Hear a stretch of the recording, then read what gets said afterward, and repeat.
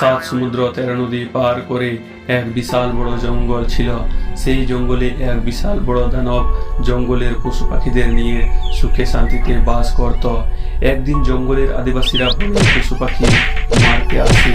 তখন সেই দানব পশু পাখিদের চিৎকার শুনতে পায়। তখন দানব বলে, কে কে আমার জঙ্গলের পশু পাখিদেরকে মারছে? আয় আয়, পারলে আমাকে মেরে দেখ, আয়। শিকারীর দল সে বিশাল দানবকে দেখে পালিয়ে যায়, আর দানব সে মৃত পশুটিকে দেখে সে খুব কষ্ট পায়। না না, এ হতে পারে না। আমরা যদি না শিকার করি তাহলে আমরা তো না খেয়ে মারা যাব। ঠিক বলেছেন হুজুর, আমাদের তো ছোট ছোট ছেলে পুলেরা আছে, আমরা না হয় 1-2 দিন না খেয়ে থাকতে পারবো, কিন্তু আমাদের তো ছোট ছোট ছেলে পুলেরা তো থাকতে পারবে না।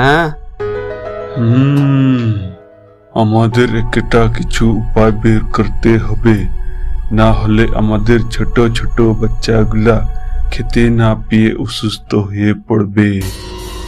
হুজুর, তাহলে তুমি একটা কিছু উপায় বার করো। মুর্মু, তাহলে তুমি একটা কাজ করো, তুমি বেশ কয়েকটা ফাঁদ বানাও তো। ঠিক আছে হুজুর, আমি বেশ কয়েকটা ফান বানাবো। আমরা তো দিন করে শিকারে যেতে পারি না ওই বড় দানবের ভয়ে, তাহলে আমরা রাতে ফান বসিয়ে দিয়ে আসবো আর ভোরে ভোরে গিয়ে ফানটা নিয়ে আসবো।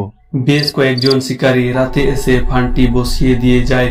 তখন একটা ভূত তাদেরকে লক্ষ্য করছিল। তারা ফানের মাঝে একটি পাকা ফল রেখে দেয় শিকারকে ধরার জন্য। পাকা ফল দেখে বলে, কি বোকা লোক, পাকা ফল ফেলে ওরা চলে গেল, আমি সে পাকা ফলটা তুলে খেয়ে নেব। যখনই সে ভূত ফলটি ধরতে গেল তখনই সেই ভূত ফানটির মাঝে তার হাত আটকে গেল।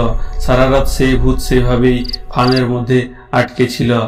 ভোর হয়ে এলো, তখন শিকারীর দল এসে লেজ দেখতে পেয়ে বলে, আরে মুর্মু, লাঠি দিয়ে মার রে, শিকার ধরেছে ফাঁদে।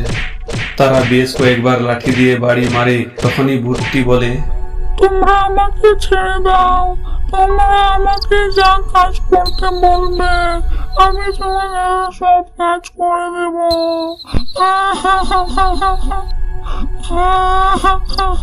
হুজুর, আমি শুনেছি ভূতেরা সব রকমের কাজ করতে পারে, আমরা তো শিকার ধরতে যেতে পারছি না, বরং আমরা এই ভূতকে দ্বারা আমরা শিকার ধরে আনাবো।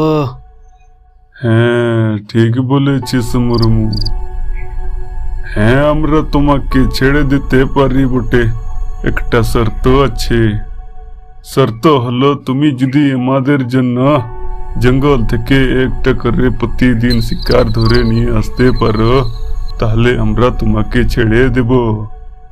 হ্যাঁ হ্যাঁ, ঠিক আছে, তাড়াতাড়ি আমাকে ফার্ম থেকে ছাড়িয়ে দাও, না হলে এখানে আমার প্রাণ বেরিয়ে যাবে।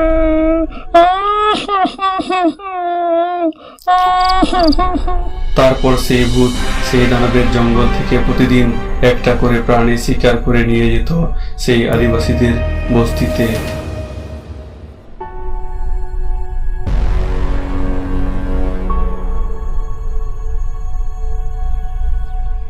কি ব্যাপার, আমার জঙ্গলের পশু পাখিরা কমে যাচ্ছে কেমন করে? না, আমাকে ব্যাপারটা দেখতেই হচ্ছে।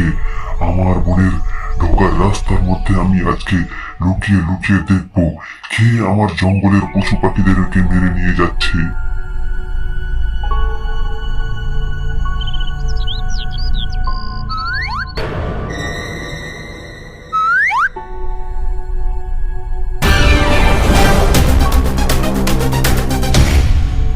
তখন সেই দানব গদা দিয়ে সেই ভূতটিকে ছুঁড়ে মারে। তখন ভূতটি মুখ থুবড়ে মাটিতে পড়ে যায়।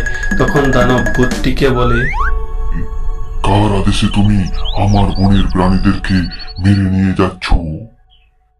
আমি সেই জঙ্গলি আদিবাসীদের জন্য দাস হয়ে আমি ওদের জন্য কাজ করছি। তুমি আমাকে ওই আদিবাসী বস্তিতে নিয়ে চলো। ঠিক আছে, আমার পিছনে পিছনে তুমি আসো।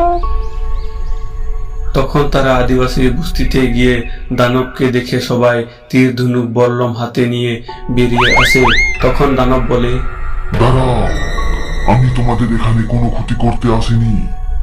আমি বলছি তোমরা আদিবাসীরা সত্যি খুব বোকা। কতদিন তোমরা পশু পাখিকে মেরে খাবে?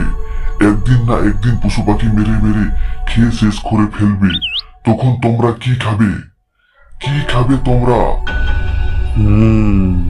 কথাটা তো ঠিক বলেছে। তাহলে আমরা কি খেয়ে বেঁচে থাকবো? তোমরা ছোট ছোট ঝাড় জঙ্গল কেটে সাফ করবে আর মাটি খুঁড়ে চাষের জন্য জমি তৈরি করবে। সেখানে ধান, গম, ভুট্টা চাষ করবে। আর সব ফসল মধ্যে কিছু পরিমাণ ফসল তোমরা বীজ হিসাবে রাখবে। আর সেই বীজ তোমরা আবার চাষ করতে পারবে। তখন থেকে আদিবাসীরা এখনো মারাঙ্গুরু নামে বিশাল দানবকে পুজো করে।